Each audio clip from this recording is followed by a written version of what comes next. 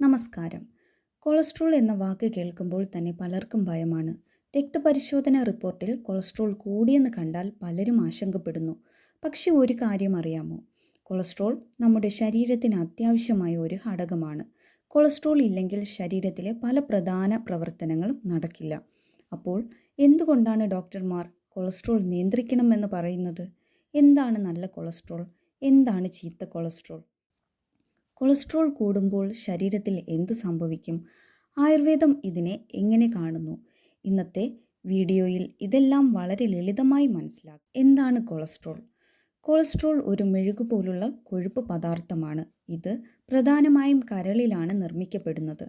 Cholesterol ആവശ്യമായത് ഹോർമോണുകളുടെ നിർമ്മാണത്തിന്, vitamin D ഉൽപ്പാദനത്തിന്, കോശഭിത്തികളുടെ സംരക്ഷണത്തിന്, ദഹനത്തിന് സഹായിക്കുന്ന പിത്തരസത്തിൻ്റെ നിർമ്മാണത്തിന്. അതായത് കൊളസ്ട്രോൾ ശത്രുവല്ല. പക്ഷേ ശരീരത്തിൽ ആവശ്യമുള്ളതിലും അധികമാകുമ്പോൾ പ്രശ്നങ്ങൾ തുടങ്ങുന്നു. അധിക കൊളസ്ട്രോൾ രക്തക്കുഴലുകളുടെ ഭിത്തികളിൽ അടിഞ്ഞുകൂടാം. ഇത് വർഷങ്ങളോളം തുടർന്നാൽ രക്തക്കുഴലുകൾ ചുരുങ്ങുകയും ഹൃദയാഘാതത്തിനും സ്ട്രോക്കിനും കാരണമാവുകയും ചെയ്യും. നല്ലതും ചീത്തയുമായ കൊളസ്ട്രോൾ. LDL അല്ലെങ്കിൽ ബാഡ് കൊളസ്ട്രോൾ. LDL അഥവാ ലോ ഡെൻസിറ്റി ലിപ്പോപ്രോട്ടീൻ. ഇതാണ് സാധാരണയായി ചീത്ത കൊളസ്ട്രോൾ എന്ന് അറിയപ്പെടുന്നത്. ഇത് കൂടുമ്പോൾ രക്തക്കുഴലുകളിൽ പ്ലാക്ക് രൂപപ്പെടും, രക്തയോട്ടം കുറയും, ഹൃദ്രോഗ സാധ്യത വർദ്ധിക്കും. HDL കൊളസ്ട്രോൾ ഗുഡ് കൊളസ്ട്രോൾ എന്ന് അറിയപ്പെടുന്നു. HDL അഥവാ ഹൈ ഡെൻസിറ്റി ലിപ്പോപ്രോട്ടീൻ. ഇത് ശരീരത്തിലെ അധിക കൊളസ്ട്രോളിനെ കരളിലേക്ക് തിരികെ കൊണ്ടുപോകുന്നു. അതിനാൽ HDL കൂടുതലായിരിക്കുന്നത് നല്ലതാണ്. ട്രൈഗ്ലിസറൈഡ്സ്. ഭക്ഷണത്തിൽ നിന്ന് ലഭിക്കുന്ന അധിക കലോറി ശരീരം ട്രൈഗ്ലിസറൈഡുകളായി സംഭരിക്കുന്നു. ഇത് കൂടുതലായാൽ ഫാറ്റി ലിവർ, ഹൃദ്രോഗം, മെറ്റബോളിക് സിൻഡ്രോം എന്നിവയുടെ സാധ്യത വർദ്ധിക്കുന്നു. കൊളസ്ട്രോൾ കൂടാൻ കാരണങ്ങൾ. അമിതവണ്ണം. വയറിലെ കൊഴുപ്പ് കൂടുമ്പോൾ LDL വർദ്ധിക്കുകയും HDL കുറയുകയും ചെയ്യുന്നു. വ്യായാമക്കുറവ്. ശരീരപ്രവർത്തനം കുറയുമ്പോൾ കൊഴുപ്പ് കത്തിക്കപ്പെടാതെ സംഭരിക്കപ്പെടുന്നു. അനാരോഗ്യകരമായ ഭക്ഷണം. ബേക്കറി ഭക്ഷണങ്ങൾ, ഫാസ്റ്റ് ഫുഡ്, ചിപ്സ്, പാക്കറ്റ് ഭക്ഷണങ്ങൾ, അമിത മധുര പാനീയങ്ങൾ. പുകവലി HDL കുറയ്ക്കുന്നു. മദ്യപാനം. അമിത മദ്യപാനം ട്രൈഗ്ലിസറൈഡുകൾ വർദ്ധിപ്പിക്കും. പ്രമേഹം. നിയന്ത്രിക്കാത്ത പ്രമേഹം കൊളസ്ട്രോൾ പ്രശ്നങ്ങൾ.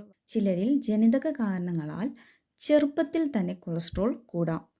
ലക്ഷണങ്ങൾ ഉണ്ടാകുമോ?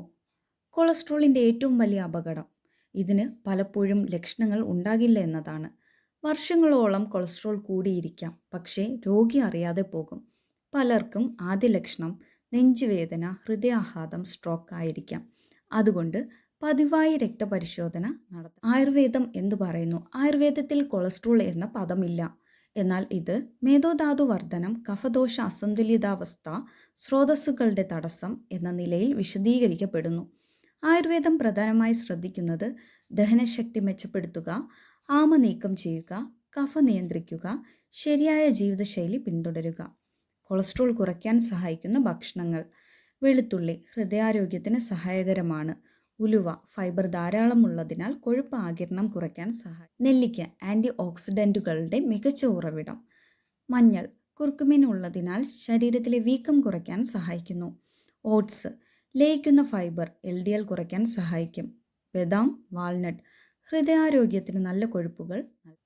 കൊളസ്ട്രോൾ കുറയ്ക്കാനുള്ള 7 ശീലങ്ങൾ. ദിവസവും 30 to 45 മിനിറ്റ് നടക്കുക. ആഴ്ചയിൽ 5 ദിവസം വ്യായാമം ചെയ്യുക. പച്ചക്കറികൾ കൂടുതൽ കഴിക്കുക. പഞ്ചസാര കുറയ്ക്കുക. പുകവലി അവസാനിപ്പിക്കുക. 7 to 8 മണിക്കൂർ ഉറങ്ങുക. മാനസിക സമ്മർദ്ദം നിയന്ത്രിക്കുക. യോഗയും. കൊളസ്ട്രോൾ ശത്രുവല്ല, എന്നാൽ അത് നിയന്ത്രണാതീതമാകുമ്പോൾ ഹൃദയത്തിനും തലച്ചോറിനും വലിയ ഭീഷണിയാകാം. ശരിയായ ഭക്ഷണം, സ്ഥിരമായ വ്യായാമം, നല്ല ഉറക്കം, ആയുർവേദ പഥ്യങ്ങൾ, ആവശ്യമായപ്പോൾ ഡോക്ടറുടെ ചികിത്സ ഇവയെല്ലാം ചേർന്നാൽ കൊളസ്ട്രോൾ ഫലപ്രദമായി നിയന്ത്രിക്കാൻ കഴിയും. ഈ വീഡിയോ ഉപകാരപ്പെട്ടെങ്കിൽ ലൈക്ക് ചെയ്യൂ, ഷെയർ ചെയ്യൂ. ആരോഗ്യവുമായി ബന്ധപ്പെട്ട കൂടുതൽ വീഡിയോകൾക്കായി ചാനൽ സബ്സ്ക്രൈബ് ചെയ്യാൻ മറക്കരുത്. നന്ദി.